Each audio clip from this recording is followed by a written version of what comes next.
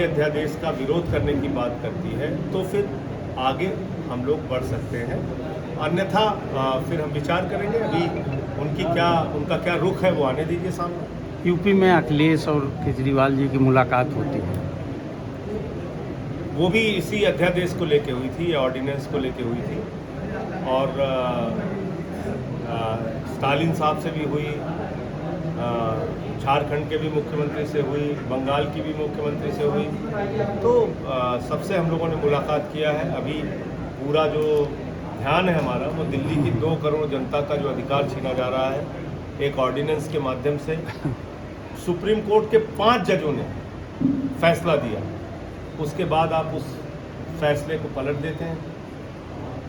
8 दिन के अंदर आपने एक ऑर्डिनेंस के जरिए सुप्रीम कोर्ट के जजेस का फैसला पलट दिया, तो फिर जुडिशरी का भी कोई मतलब नहीं रहेगा, सर्वोच्च न्यायालय का भी कोई मतलब नहीं रहेगा बीजेपी के मायने। वही सब कुछ है। लॉ एंड ऑर्डर की स्थिति कैसी देखना? देखिए, ऐसे दृश्य सामने, अभी जालौन की घटना का जिक्र मैं आज कर भी रहा था कि एक बच्ची को दिन दहाड़े गोलियों से भून दिया जाता है। प्रयागराज की घटना छिपी नहीं है आप लोगों से, कैसे गैंग वॉर हो रहा है उत्तर प्रदेश की सड़कों।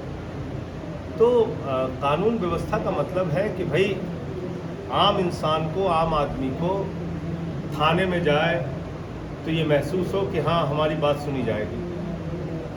रिश्वतखोरी, कई वीडियो, कई ऑडियो सामने आए, आप लोगों ने ही जारी किया, किस तरीके से पुलिस महकमे में चल रही है, पोस्टिंग को लेके, ट्रांसफर को लेके, काम कराने को लेके। तो ये जो उद्योग चल रहा है, इससे कानून व्यवस्था कैसे ठीक होगी? सरकार कहती है बुलडोजर चल रहा है अपराधियों पे।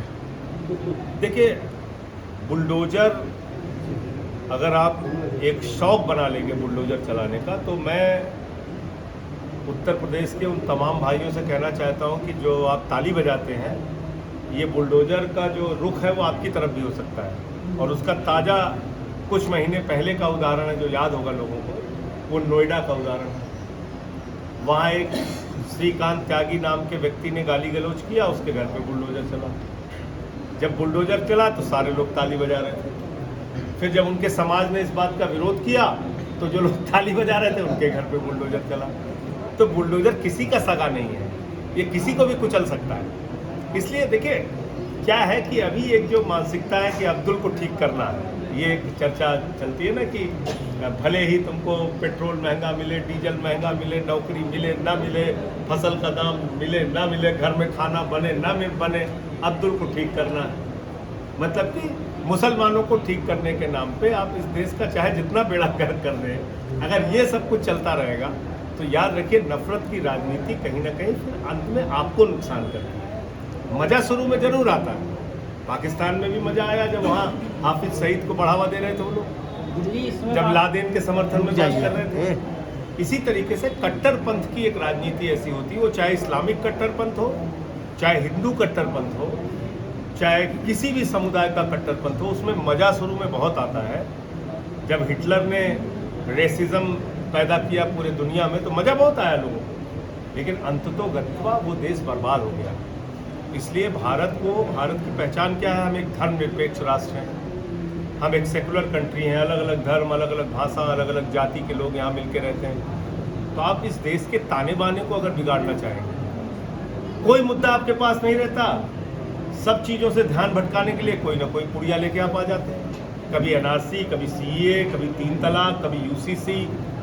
अरे भैया कुछ बात स्कूल अस्पताल पे भी कर लो, रोजगार पे भी कुछ बात कर लो, कुछ तो बात कर लो महंगाई पे। आपसे एक सवाल पूछा गया अमेरिका में, दूसरे दिन मिस्र की मस्जिद में चले गए आप। मिस्र में मस्जिद अच्छी लगती है, वहाँ मौलाना भी अच्छे लगते हैं, इनको गले लगाते हैं, और यहाँ आते कहते हैं हम तो कपड़े से पहचान लेते हैं। ये कैसी राजनीति है आपकी? हिंदुस्तान के मुसलमानों को गले लगाएंगे नहीं, कहेंगे हम कपड़ा से पहचान लेते हैं, दूरे रहो। और वहाँ मिस्र में मौलाना को भी गले लगाएंगे, पाकिस्तान में नवाज शरीफ को भी गले लगाएंगे, दुबई में शेखों को भी गले लगाएंगे। ये कैसी राजनीति है? ये कैसा दोहरा चरित्र है आपका? हम पूछना चाहते हैं आपसे, आप कहते हैं बांग्लादेशी घुसपैठियों को भगाना है।